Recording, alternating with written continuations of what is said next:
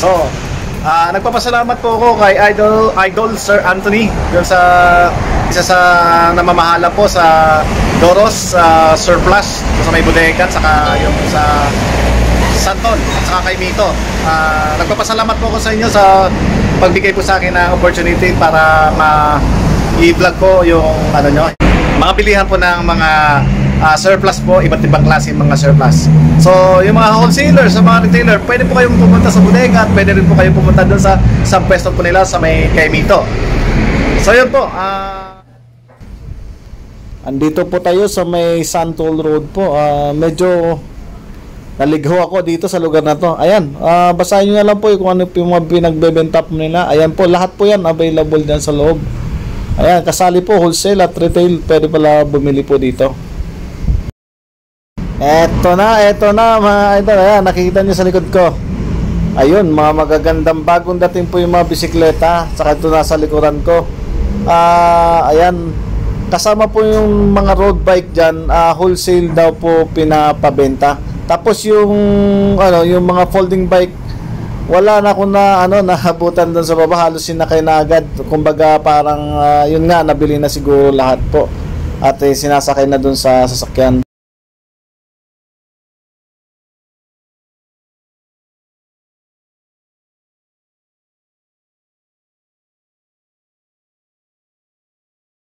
Sa mga naghahanap po ng mga wholesale, yung mga pambenta, lalo na yung mga bike, andito po lahat, napakarami dito, mapapamilian at dito ka pala makakabili. Lahat ng mga surplus po dito, mga Japan surplus, nandito po lahat. Sa mga mga wholesaler at retailer, pwede po dito.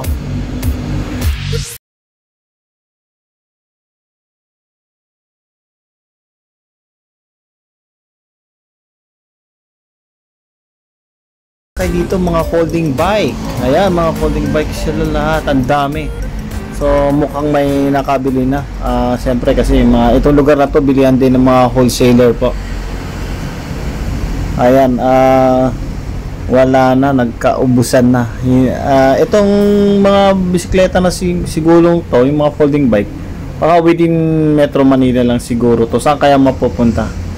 Tingnan natin kung meron tayong makikita rito na medyo okay. Lahat naman po okay kasi ang gaganda, may mga basket pa. So very in demand po ngayon kasi ang folding bike, lalo na pag may basket. Ayan, lahat po. Hindi ko sure kung ano yung mga branded, kung ano meron po dyan.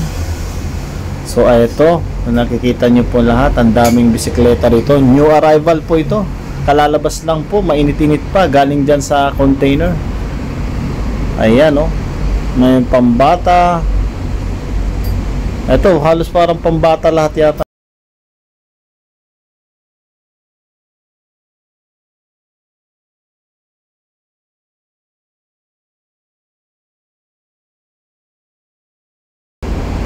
Ayan po, binababa na po yung mga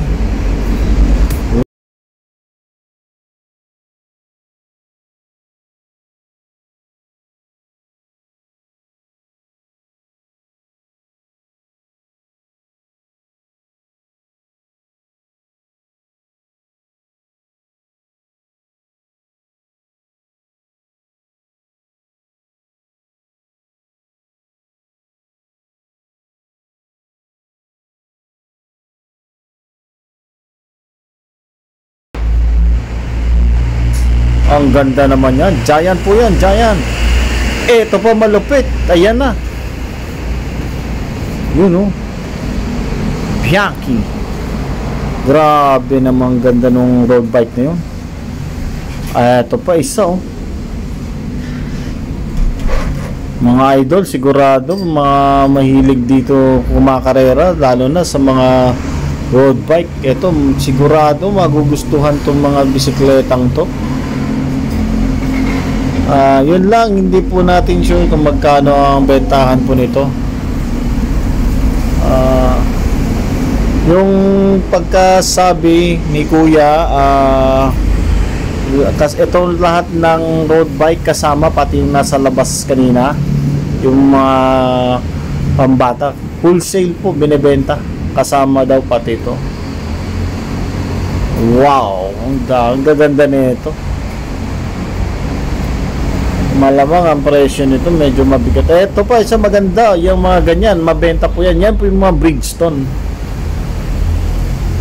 Bridgestone na 3 gulong po.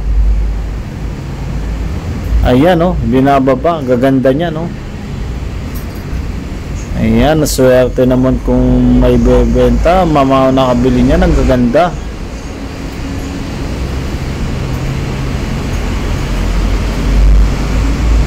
Ayan pa, 3 pirasong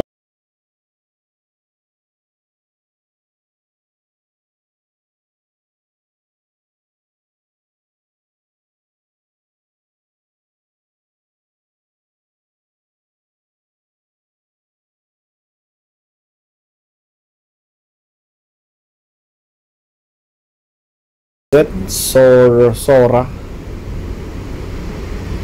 Yun, no? Group set po ng Sora.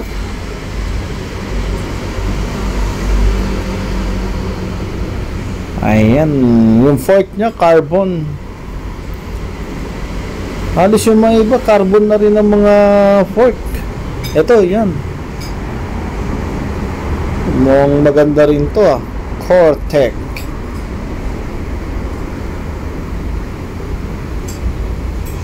Mga idol, ayan. Kayo na bahala tumingin. Pero hindi ko po sure kung ito ay pagbebenta dito o mabibili ng wholesale. Yun lang po. New arrival. Dito lang po yan sa may Doros Surplus Monumento po ito. Wholesale and retail, pwede pumunta po dito. Ayan.